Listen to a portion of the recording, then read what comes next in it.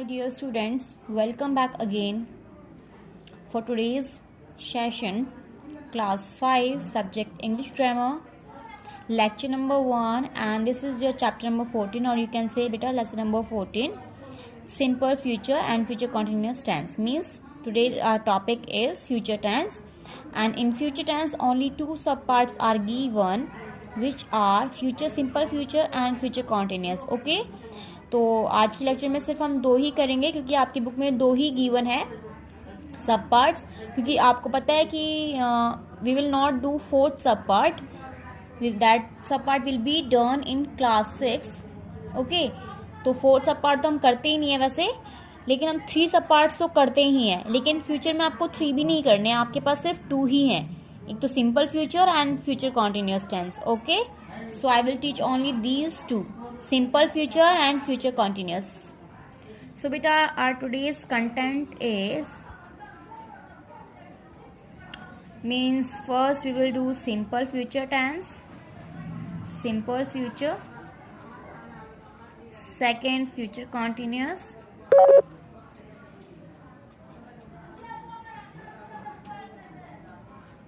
okay, simple future, future continuous, and third I will give you homework, and in the last you will get previous homework solution you will not get beta in this. Okay, because earlier I assigned you one assignment. For this I have already told you, I gave you reading work, so there will be no previous homework solution. And in today's homework, what will you get? Exercise of book. Okay, so this is our today's content. So beta, the question arises, where do we use simple future tense and future continuous tense, or we can say where do we use future tense. Okay, हम future tense का use कब करते हैं? So beta, we use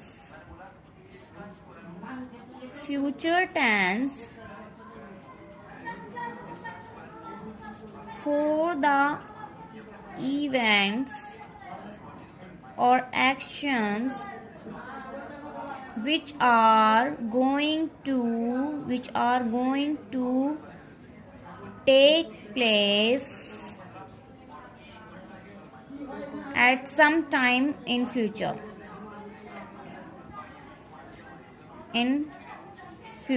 okay, मतलब future tense का use कहाँ करते हैं हम कि फॉर द एक्शंस, उन एक्शंस के लिए या फिर इवेंट्स के लिए जो मतलब होने वाले हैं फ्यूचर में, मतलब जो अभी तक हुए नहीं है या फिर अभी हो नहीं रहे हैं लेकिन वो फ्यूचर में होंगे, बाद में होंगे, मतलब. ठीक है बेटा, future tense in Hindi what do we call future tense? Future tense means बेटा भविष्य काल. ओके, फ्यूचर टेंस मीन्स भविष्य काल.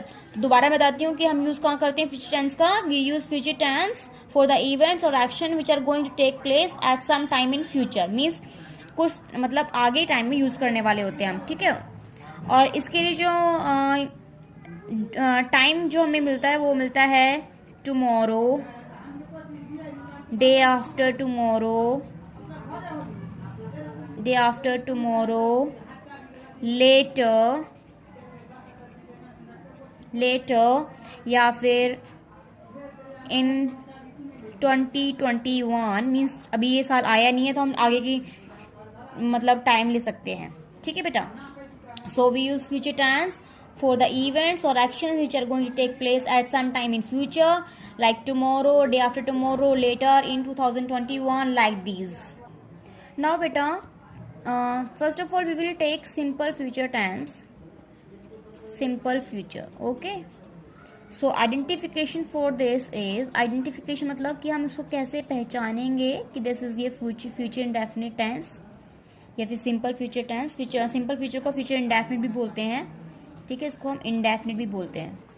जैसे वेरिएबल मैंने आपको पहले ही बता चुकी हूँ, इसको हम इंडेफिनिट भी बोलते हैं. नाउ आइडेंटिफिकेशन इज गा, गी, गे. हम स्कूल जाएंगे, पापा ऑफिस के लिए निकलेंगे, मम्मी बाजार जाएंगी, दैट इज गा, गी एंड गे. Okay, this shows future possibility, मतलब जो काम हमारे फ्यूचर में मतलब थोड़ी देर बाद में होने वाले हैं, ठीक है। तो for these actions we use future simple future tense, गा गी गे। इट्स रूल, अब एक बात आपको हमेशा याद रखनी है कि फ्यूचर टेंस में चाहे वो सिंपल फ्यूचर हो, इधर it is simple futures, future continuous, future perfect और फ्यूचर परफेक्ट कॉन्टिन्यूस।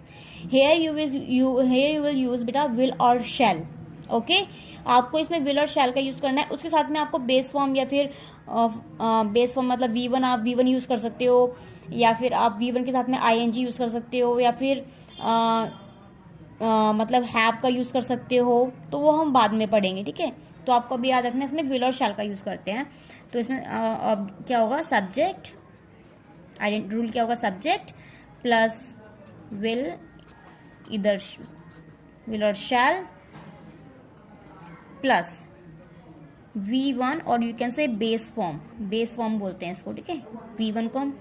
V1 और बेस फॉर्म, और लास्ट में क्या आ जाता है आपको पता ही है, लास्ट में तो हम ऑब्जेक्ट को ही डालते हैं, ठीक है। तो इसका जो रूल है वो बहुत इजी है, subject plus will shell plus V1 मतलब बेस फॉर्म प्लस ऑब्जेक्ट, ठीक है। अब हम एक चीज़ और होती है बेटा इसमें, I एंड V, I और V के साथ हम शैल का यूज़ करते हैं। बाकी जो हैं जैसे like you, they, he, she, it या फिर एनी नेम, उनके साथ हम विल का यूज़ करते हैं, ठीक है।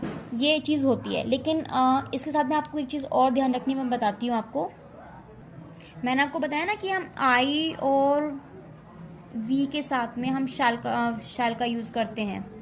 ये ज़रूरी नहीं है बेटा कि हम हमेशा ही आई और वी के साथ में शैल का यूज़ करें, कभी कभी ऐसा नहीं भी होता है, ओके बेटा। So with I and we use shall, but it मतलब कि ये नहीं है कि हम इसको always we will use I and we with shall only, वो तो पॉसिबिलिटी के ऊपर है, क्योंकि हम शैल का भी यूज़ कर सकते हैं और विल का भी यूज़ कर सकते हैं। ऐसा वो नहीं है कि हमें शैल का ही यूज़ करना है।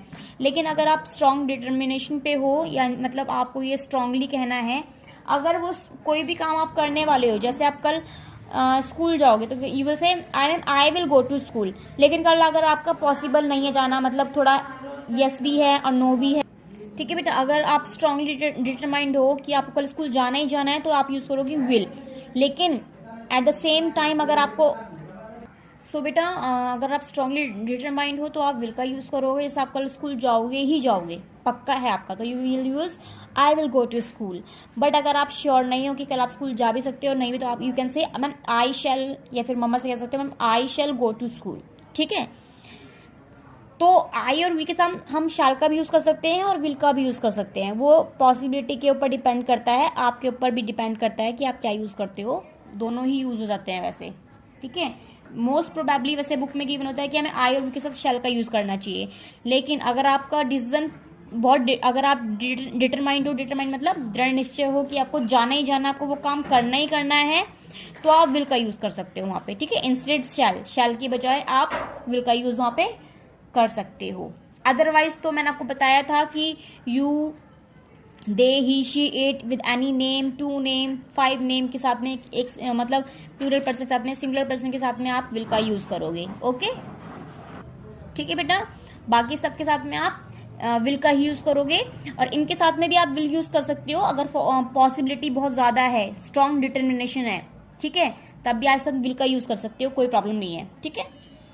सो नाउ हम कहाँ पे यूज़ करते हैं, मैंने आपको बताया था टाइम ड्यूरेशन, जैसे कि tomorrow, day after tomorrow, later, या फिर इन अ वीक, ठीक है। ये हो सकता है इन अ वीक, मतलब I will go there in a week, एक वीक में जाऊँगा, मतलब इन अ वीक के अंदर जाऊँगा, ठीक है। या within a week, within 2 days, you can say within 2 days, 2 दिन के अंदर, ठीक है। विद इन अ वीक, या फिर means next Monday, next month, या फिर next Monday, next Wednesday, okay. So in this way we use मतलब for these durations we use simple future tense, okay. तो मैंने आपको रूल बता दिया है। रूल क्या बताया था, सब्जेक्ट प्लस विल और शैल विल और शैल आप यूज़ कर सकते हो, आपकी मर्जी है आपको विल यूज़ करना है या शैल यूज़ करना है। वैसे बुक में गिवन है कि आई और वी के साथ आप शैल का यूज़ कर सकते हो, लेकिन आप विल का भी यूज़ कर सकते हो, वो रॉन्ग नहीं होगा, ठीक है। और आपको बेस फॉर्म यूज़ करनी है, मतलब मैं दोबारा रूल बता देती हूँ आपको इसका, सब्जेक्ट प्लस विल या शैल, या विल का यूज़ कर सकते हो फिर शैल का। उसके बाद में आप V1 यूज़ करोगे, इसको हम बेस फॉर्म बोलते हैं, और लास्ट में ऑब्जेक्ट आ जाएगा, ठीक है। ये आपके ऊपर डिपेंड करता है कि आप विल यूज़ करोगे या फिर शैल यूज़ करोगे। ज़रूरी नहीं है कि अगर आपने वहाँ पे शैल लिखा है तो मैं वह रॉन्ग कर दूंगी, या फिर आपने विल लिखा है तो रॉन्ग कर दूंगी। कोई भी सब्जेक्ट हो, अगर आप विल लिखते हो दैट इज़ करेक्ट, वो करेक्ट ही है। या फिर आप वैसे मोस्ट प्रोबेबली आप विल का ही यूज़ करना। शैल आपको पता है ना, हम यूज़ करते हैं the school shall remain closed, ठीक है। तो अगर कोई सिंगुलर है कोई चीज़, ठीक है, कोई सब्जेक्ट अगर आपका सिंगुलर है और वो पॉसिबिलिटी उसकी बहुत स्ट्रांग है, ठीक है, पक्का बन रहेगा, तो वहाँ पे हम शैल का यूज़ कर सकते हैं, ठीक है। वैसे आप विल का ही यूज़ करना, मोस्टली आपको विल का ही यूज़ करना है। शैल आई और वी के साथ कर सकते हो, लेकिन अगर आई और वी के साथ अगर आप विल का भी यूज़ कर रहे हो तो भी वो ठीक ही है, मैं उसको रॉन्ग नहीं बोलूँगी। नाउ बेटा we will take future continuous tense, okay, future continuous tense.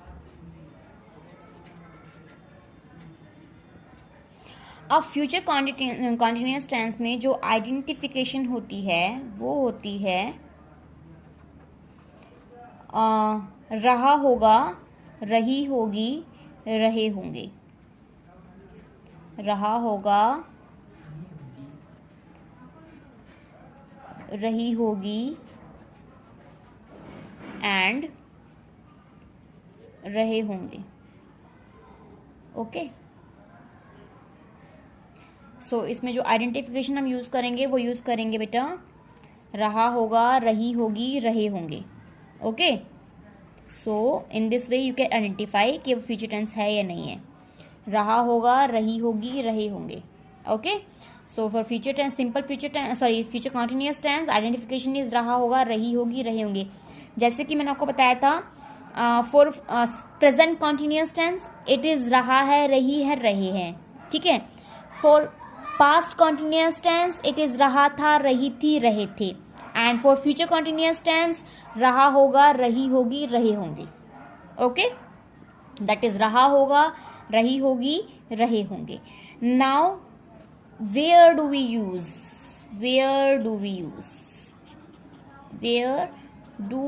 Use future continuous tense.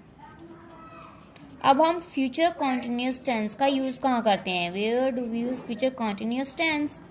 The question arises where do we use future continuous tense. अब हम फ्यूचर कॉन्टिन्यूस टेंस का यूज कहाँ करते हैं? तो बेटा it is use for the action that are going to take place in future, means that will be taking place in future, मतलब future में वो काम हो रहा होगा उस टाइम पे, ओके। तो इसके लिए मैं क्या बताऊंगी आपको? it is used to show an action that can be expressed to happen later, okay, and that will be means happening sometime in future, means it will show an event or an action which will be happening in future or later. So where do we use future continuous tense? और we can say we use future continuous tense ऐसे use करते हैं, वैसे मैंने ऐसे लिखा हुआ है, it will show an event और an action which will be happening in future और लेटर, मतलब बाद में वो हो रहा होगा वो काम, वो एक्शन, ठीक है। तो हम क्या शो करते हैं ऐसे कि वो जो इवेंट है या फिर कोई भी एक्शन है वो फ्यूचर में कभी मतलब वो हो रहा होगा उस टाइम पे, एट पर्टिकुलर टाइम। नाउ बेटा इट्स रूल। अब इसका रूल क्या है? इसमें भी हम क्या यूज़ करें? सबसे पहले सब्जेक्ट के बाद में विल या फिर आप शैल का यूज़ करोगे। वैसे मैंने बताया आपको विल का ही यूज़ करना है। इसके साथ में आप यूज़ करोगे बेटा बी। ओके, उसके बाद में आपको यूज़ करना है V1 में ING और लास्ट में आपको यूज़ करना है object. So my dear students, subject rule is, rule मतलब होता है नियम, ठीक है। किसी भी टेंस को बनाने का नियम कि हम उसको कैसे बनाएंगे, उसको कैसे फॉर्म करेंगे। So it will be subject plus will और शैल। Either you can use will or shall. It doesn't affect your sentence. So बेटा आप इन दोनों में से कुछ भी यूज़ कर सकते हो, no need to worry. will और shall का हम कुछ भी, आप will भी यूज़ कर सकते हो, आप shall का भी यूज़ कर सकते हो। Okay, plus b, then verb first from ing, then object. मैंने आपको बताया था, चाहे वो सिंपल फ्यूचर हो, फ्यूचर कॉन्टिन्यूस हो, फ्यूचर परफेक्ट हो या फ्यूचर परफेक्ट कॉन्टिन्यूस टेंस हो, आपको विल और शैल का ही यूज़ करना है इन सब में। विल और शैल के बाद में आपको यहाँ पे कुछ ना कुछ ऐड करना पड़ेगा, बेस फॉर्म या फिर जो भी है। बी, जैसे आप यहाँ पे बी यूज़ कर रहे हो, ठीक है, इसमें आपको बी यूज़ करना पड़ेगा। उसमें फिर आपको हैव यूज़ करना पड़ेगा परफेक्ट में, ठीक है। और फ्यूचर परफेक्ट कॉन्टिन्यूस में आपको विल शैल हैव के साथ में बीन और ING यूज़ करना पड़ेगा, ठीक है, वो बात की बात है। बट पहले आप इतना ध्यान रखना कि इसमें क्या रूल है आपका, सब्जेक्ट प्लस विल और शैल, विल भी यूज़ कर सकते हो, शैल भी यूज़ कर सकते हो, प्लस बी प्लस V1 के साथ में ING देन ऑब्जेक्ट। ओके, अब बेटा आपकी बुक में एक चीज़ और दे रखी है, हम गोइंग टू का यूज़ भी करते हैं कभी कभी, ठीक है। Use of going to, going to. अब हम इसका क्या कहाँ यूज़ करते हैं और इसका क्या रोल है। इसका रोल जो है वो आपका फ्यूचर कॉन्टिन्यूस टेंस में ही आता है। ओके, इसको आप फ्यूचर कॉन्टिन्यूस टेंस में यूज़ करते हो बेटा, ठीक है। तो कभी कभी अगर आप इसमें विल शैल भी यूज़ नहीं कर रहे हो तो आप गोइंग टू भी यूज़ कर सकते हो। जैसे कि my father going to take me somewhere tomorrow, ठीक है, तो that is going to. Okay, या फिर I will be going there tomorrow, आप ये भी कर सकते हो। या फिर आई विल माई फादर, या फिर I am going to Mumbai tomorrow, ये भी कह सकते हो आप, ठीक है। तो मैं आपको डिटेल में बताती हूँ अब। सो बेटा instead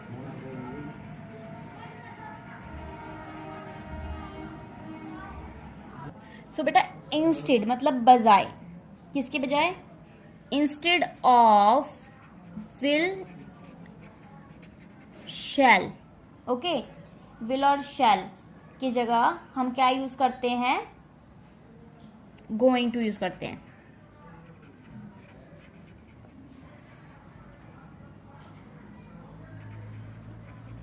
we use going to, किसी जगह विल और शैल की जगह पे हम क्या यूज़ करते हैं, गोइंग टू का यूज़ करते हैं, ठीक है। जैसे कि सपोज आपके पास कोई भी एग्जांपल है, आई will be going Mumbai tomorrow, ये सेंटेंस हो गया जो हमने रूल के अकॉर्डिंग ही बनाया है। सब्जेक्ट प्लस विल, ओके, उसके बाद बी, फिर ING, फिर ऑब्जेक्ट लास्ट में, ठीक है। तो ये हो गया आपका एक example, I will be going Mumbai tomorrow, मतलब मैं कल मुंबई जा रहा हूँगा, ठीक है। अब इसको मुझे गोइंग टू में यूज़ करना है, ठीक है, चेंज इनटू गोइंग टू। अब हमें इसमें गोइंग टू यूज़ करना है, हमें यूज़ नहीं करना विल और शैल यूज़ नहीं करना। अब मुझे गोइंग टू यूज़ करना है, तो कैसे बनाऊंगी, आई am going to Mumbai tomorrow, या फिर soon, जल्द ही, ठीक है। I am going to Mumbai tomorrow या फिर soon। अब मैंने यहाँ पे am यूज़ कर लिया और गोइंग के साथ में टू यूज़ कर लिया, I am going to Mumbai tomorrow. अब मैंने आई साथ में यहाँ पे am यूज़ करा, ठीक है। ये मैंने शॉर्ट फॉर्म यूज़ करी है, यहाँ पे am लिख देते हैं हम, तो मैं I am going to Mumbai tomorrow, will be के जगह सॉरी विल और शैल की जगह मैंने गोइंग टू का यूज़ करा है यहाँ पे, ठीक है। फिर मैं वो रूल के अकॉर्डिंग नहीं चलूँगी, फिर मैं ऐसे यूज़ करूँगी I am going to Mumbai tomorrow, या फिर we going to play match tomorrow.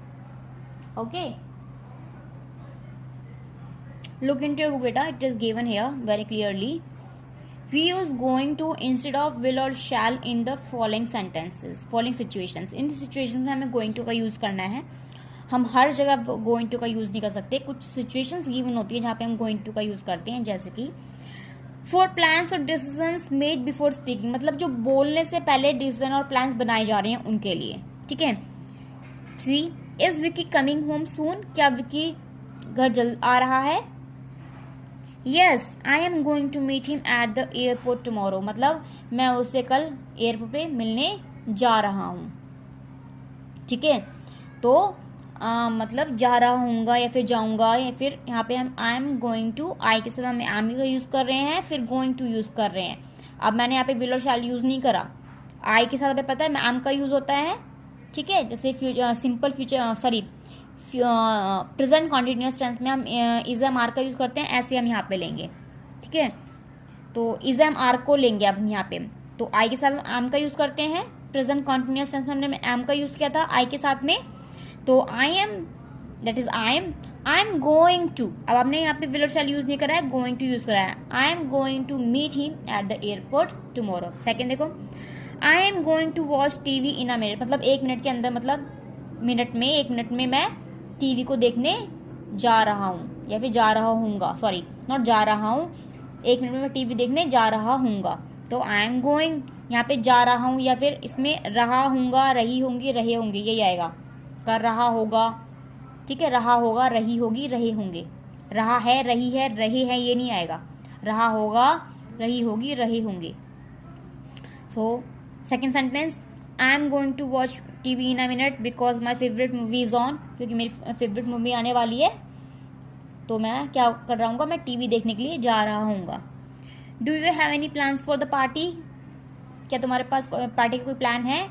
We are going to sing at the party, अब देखो वी के साथ हमने आर यूज़ करते हैं, पता है हमें। अगर सब्जेक्ट हमारा प्लूरल हो तो हम आर का यूज़ करते हैं, आई के साथ हम एम का यूज़ कर सकते हैं, और कोई भी सिंगुलर सब्जेक्ट है जैसे कि ही शी इट हो, एनी सिंगुलर नेम हो, तो हम उसमें इज का यूज़ करते हैं। तो वही चीज़ हमें यहाँ पे यूज़ करनी है, लेकिन उसके साथ हमें क्या यूज़ करना है यहाँ पे, गोइंग टू, ठीक है। हम गोइंग टू यूज़ कर रहे हैं बेटा, इसलिए तो यहाँ पे आ जाएगा we are going to sing at the party, मतलब हम पार्टी में गाना गा रहे होंगे, ठीक है, गाने जा रहे होंगे, ठीक है। तो क्या हो गया, बोलने से पहले जो भी हम डिसीजन, मतलब बिफोर स्पीकिंग, बोलने से पहले हम जो भी डिसीजन ले रहे हैं, ये हमने डिसीजन ले रहे हैं कि मैं एयरपोर्ट पे जा रहा हूँगा, या फिर मैं टीवी देख रहा हूँगा, या फिर मैं गाना गा रहा हूँगा, ये हम डिसीजन ले रहे हैं। To make predictions about the future based on present evidence, prediction करना, प्रिडिक्शन मतलब भविष्यवाणी करना, फ्यूचर की भविष्यवाणी करना based on present evidence. Present evidence मतलब अभी मेरे पास कोई एविडेंस है, सबूत है, उसके आधार पर, उसके बेस पर कोई भी फ्यूचर प्रिडिक्शन करना, कोई भी फ्यूचर के बारे में कोई भविष्यवाणी करना, या फिर कोई भी फ्यूचर के बारे में कुछ बताना। जैसे कि लुक एट द स्काई, देखो स्काई को देखो, it is going to rain tonight, मतलब आज रात बारिश हो रही होगी, ठीक है। लुक एट द स्काई, अब हम सिचुएशन क्या है मेरे पास में, प्रेजेंट एविडेंस क्या है कि स्काई में ऐसा मुझे ऐसे लग रहा है कि बारिश होने वाली है आज रात को, ठीक है, हो रही होगी। तो इट इज, क्योंकि मैंने बताया था सिंगुलर के साथ में आप इज का यूज कर सकते हो, प्लूरल के साथ में आप आर का यूज कर सकते हो, और आई के साथ आप एम का यूज कर सकते हो। तो इट सिंगुलर है, it's going to rain tomorrow, going to use कर रहे हो इसके बाद में। Germany have just scored, England is going to loss again, ठीक है। England is going to, England singular है, एक सिंगल कंट्री है, तो हम इज का यूज कर रहे हैं, ठीक है।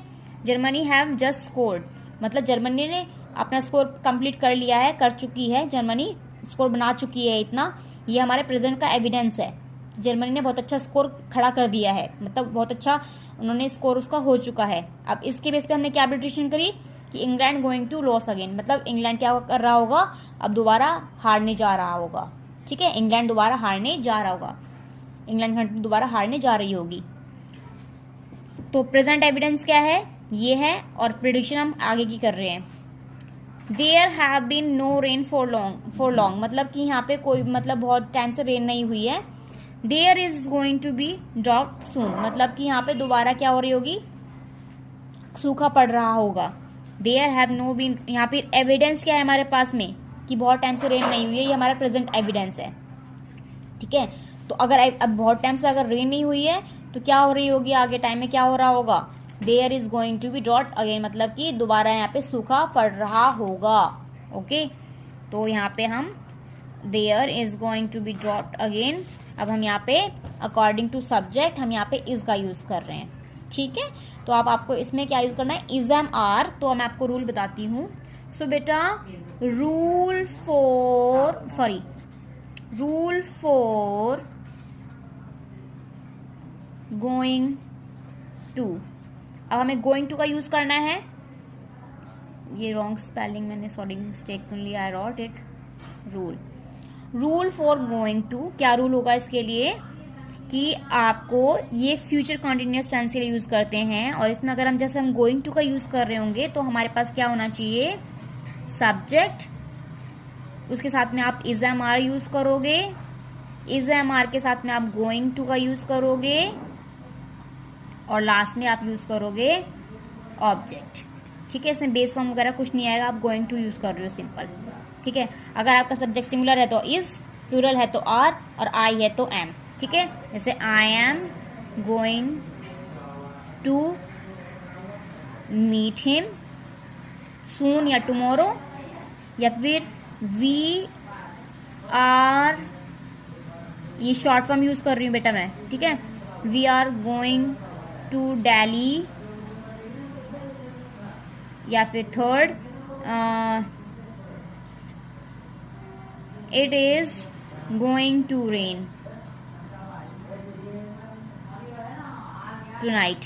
Okay, in this way we use going to. Okay, now beta your today's homework, आज का होमवर्क क्या है आपका, do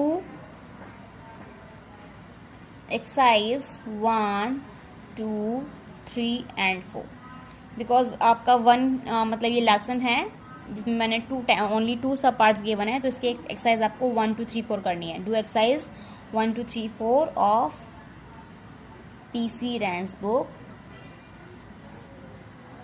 lesson number 14, simple future and future continuous tense. Okay, or we can say this is your future tense. Okay beta, so this is your today's homework. Thank you very much for watching this lecture. Please watch this lecture again and again, so every rules will be clear to you all, and in online class I will take your doubts. Okay, you can ask there, and then you will get summary lecture. Thank you.